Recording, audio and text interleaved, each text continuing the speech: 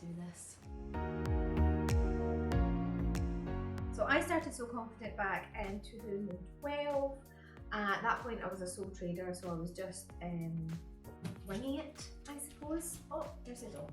Come on in.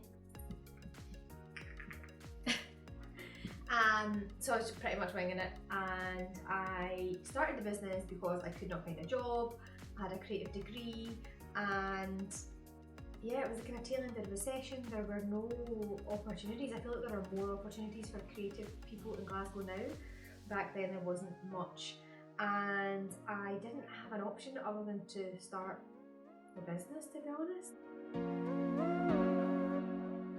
The name So Confident actually came from the Lifecraft that I worked in, and it just kind of felt right. I think like in business you can get really bogged down with trying to find the perfect name, and I thought it's pretty good, so let's just run with that. And yeah, people love a pun, don't they? So I love a solo pun.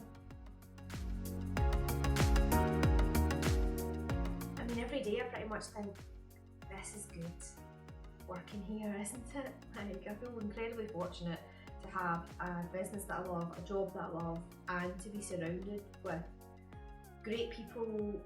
Our customers, I always talk about as being excellent, like not your standard run-of-the-mill customer. Generally, customers are great, my team are amazing, so I'm incredibly fortunate and I feel grateful every day for that. Happiest moment is a real hard one. Maybe when I first got the premises, the West End premises. So yeah, it was probably something in the early days that was actually a big milestone, it was a big risk, and it really paid off. And that was back in 2014 when we took the studio on. My biggest hurdle has been surviving in the pandemic, both personally and business-wise. I think everyone's been stressed out about it. I don't really dwell on it because I feel like I'm over it now. Like I don't want to even think about it anymore. But it was definitely the hardest I've ever had to work, and just the constant emotional stress of the situation. But I was prepared to do anything to make it work. So I think the fact that we have actually come out the other side stronger business with Stella Bella, come up. Oh. Stronger business with just a better offering for our customers. Yeah, the universe works in mysterious ways.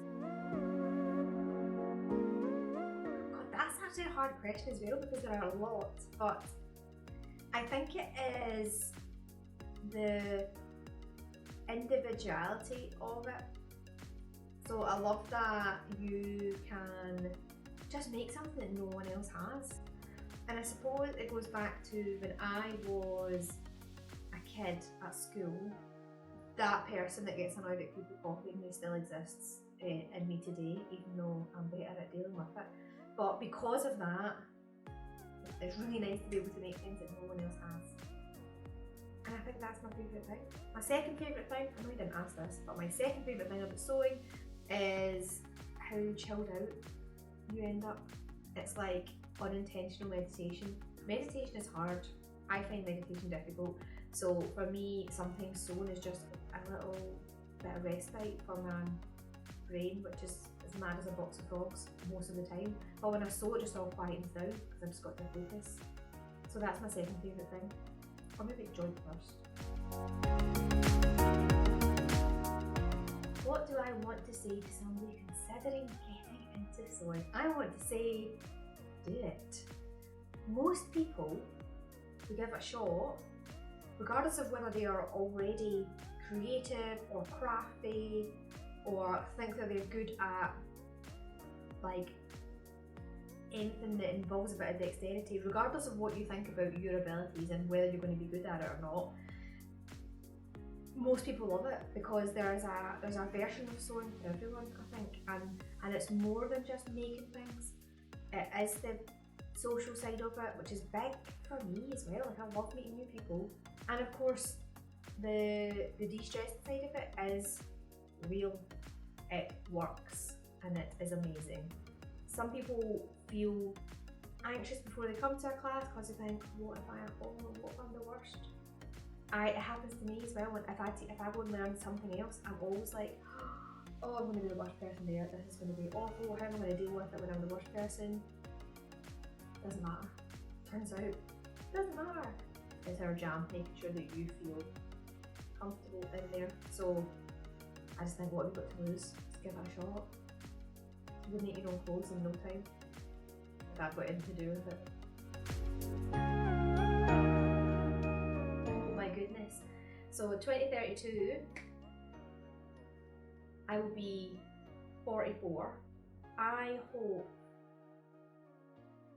that 2032 Jenny